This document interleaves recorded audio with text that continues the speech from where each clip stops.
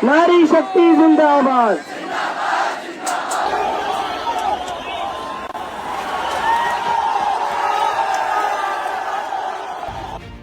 सोचिए, अगर आपने महीनों तक दिन रात मेहनत की हो, दोस्तों से दूरी बना ली हो, सोशल मीडिया छोड़ दिया हो और आपको सिर्फ एक उम्मीद हो कि एक दिन आपकी मेहनत आपकी ज़िंदगी बदल देगी, लेकिन फिर अचानक खबर आए कि जिस परीक्षा के लिए आपने सब कुछ दांव पर लगाया था उसका पेपर लीक होने के आरोप लग रहे हैं, उस पल कैसा लगेगा? यही सवाल आज लाखों छात्रों के मन में है। लेकिन यह कहानी सिर्फ एक परीक्षा की नहीं है, ये भरोसे की कहानी है, ये उम्मीद और निराशा के बीच खड़े एक पूरे युवा वर्ग की कहानी है। और जब यही गुस्सा सड़कों तक पहुंचा तो जंतर मंतर जैसे प्रतीकात्मक विरोध स्थल पर छात्रों की आवाज़ पूरे देश में सुनाई देने लगी।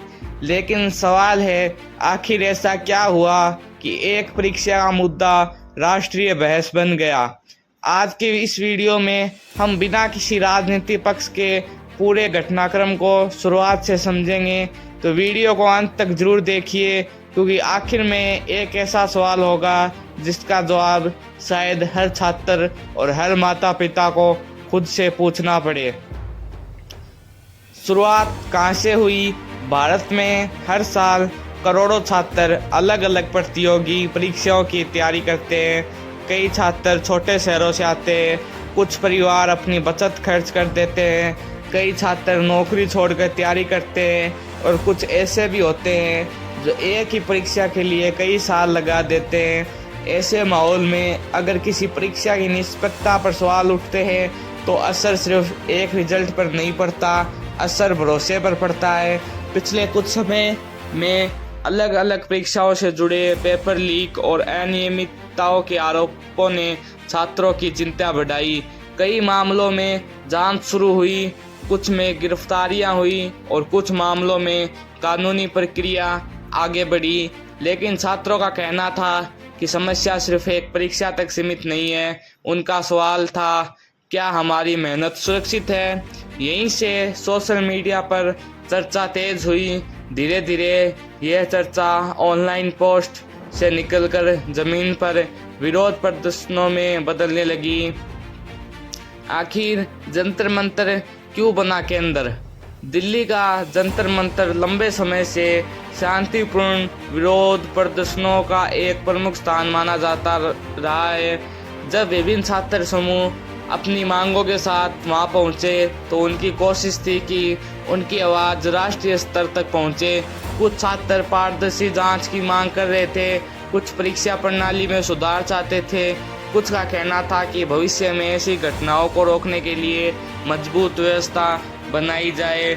इस दौरान सोशल मीडिया पर हजारों वीडियो, तस्वीरें और पोस्ट वायरल होने लगी। कुछ लोगों ने छात्रों का समर्थन किया, कुछ ने अलग राय रखी और देखते ही देखते ये मुद्दा पूरे देश की चर्चा बन गया। लेकिन यहीं से कहानी ने एक नया मोड़ लिया, क्योंकि जब भीड़ बढ़ती है तो सिर्फ आवाज़ नहीं बढ़ती, तनाव भी बढ़ता है। आगे क्या हुआ? क्या आंदोलन सिर्फ छात्रों तक सीमित रहा या फिर एक बड़ा राष्ट्रीय मुद्दा बन गया? इसी का जवाब आपको इसी वीडियो में मिलेगा। वीडियो में बने रहिए और वीडियो को आखिर तक देखिए। कल्पना कीजिए, दिल्ली की गर्म दोपहर, हजारों छात्र, हाथों में पोस्टर, चेहरों पर गुस्सा और मन में सिर्फ एक सवाल, क्या हमारी मेहनत की कोई कीमत है? यहीं से कहानी ने एक नया मोड़ लिया। शुरुआत में विरोध प्रदर्शन सीमित संख्या में था, लेकिन जैसे जैसे सोशल मीडिया पर वीडियो और पोस्ट वायरल होने लगे, अलग अलग राज्यों के छात्र भी इस मुद्दे पर अपनी आवाज़ उठाने लगे। कुछ छात्र संगठनों ने प्रदर्शन आयोजित किए। कई छात्रों का कहना था कि उनकी मुख्य मांगें थी परीक्षा प्रक्रिया में पारदर्शिता, जिन मामलों की जांच चल रही थी उनकी निष्पक्ष जांच, भविष्य में पेपर लीक रोकने के लिए मजबूत व्यवस्था। इसी दौरान सोशल मीडिया पर लाखों लोगों ने इस विषय पर अपनी राय रखी। फिर माहौल क्यों बदला? जैसे जैसे भीड़ बढ़ी, सुरक्षा व्यवस्था भी कड़ी की गई। कई जगहों पर प्रदर्शन और प्रशासन के बीच तनाव की खबरें सामने आई। कुछ वीडियो सोशल मीडिया पर तेज़ी से वायरल हुए। हालांकि वायरल वीडियो हमेशा पूरी घटना नहीं दिखाते, इसी वजह से अलग अलग लोगों ने उन्हीं घटनाओं को अलग अलग तरीके से देखा और समझा। यहीं से बहस और तेज हो गई। सोशल मीडिया की भूमिका आज किसी भी आंदोलन की गति सिर्फ सड़क तय नहीं करती, मोबाइल फ़ोन भी तय करता है। एक वीडियो, एक पोस्ट, एक हैशटैग कुछ ही घंटों में लाखों लोगों तक पहुंच सकता है। लेकिन इसके साथ एक चुनौती भी आती है, हर वायरल वीडियो पूरी कहानी नहीं बताता। इसलिए कई पत्रकारों और तथ्य जांच करने वालों संगठनों ने लोगों से अपील की कि किसी भी क्लिप को अंतिम सच मानने से पहले उसकी पुष्टि करें। सरकार की ओर से समय समय पर कहा गया कि जिन मामलों में अनियमितता के आरोप हैं उनकी जांच की जा रही है और दोषियों के खिलाफ कार्रवाई की जाएगी। साथ ही यह भी कहा गया कि परीक्षा प्रणाली को और मजबूत बनाने के लिए कदम उठाए जा रहे हैं। दूसरी ओर कई छात्र संगठनों का कहना था कि वे तेज और प्रभावी सुधार चाहते हैं, यानी दोनों पक्ष समाधान की बात कर रहे थे, लेकिन इस बात पर मतभेद था कि समाधान कितनी जल्दी और किस तरीके से होना चाहिए। अब सबसे बड़ा सवाल, इस पूरे आंदोलन ने एक सवाल पूरे देश के सामने रख दिया, क्या सिर्फ दोषियों को पकड़ना काफ़ी है या फिर ऐसी व्यवस्था बनानी होगी जहां मेहनत करने वाले छात्र का भरोसा कभी न टूटे। यही सवाल इस आंदोलन को सिर्फ एक परीक्षा के मुद्दे से आगे ले गया और यहीं से यह राष्ट्रीय बहस बन गया। लेकिन कहानी अभी ख़त्म नहीं हुई, आपको ये वीडियो आखिर तक देखनी है जिससे आपको ये सारी सच्चाई पता लगे। किसी ने सही कहा है, जब एक छात्र हारता है तो सिर्फ उसका रिजल्ट नहीं हारता, उसके साथ एक परिवार का सपना भी टूटता है। यही वजह है कि ये आंदोलन सिर्फ सड़कों तक सीमित नहीं रहा, इसने पूरे देश को सोचने पर मजबूर कर दिया।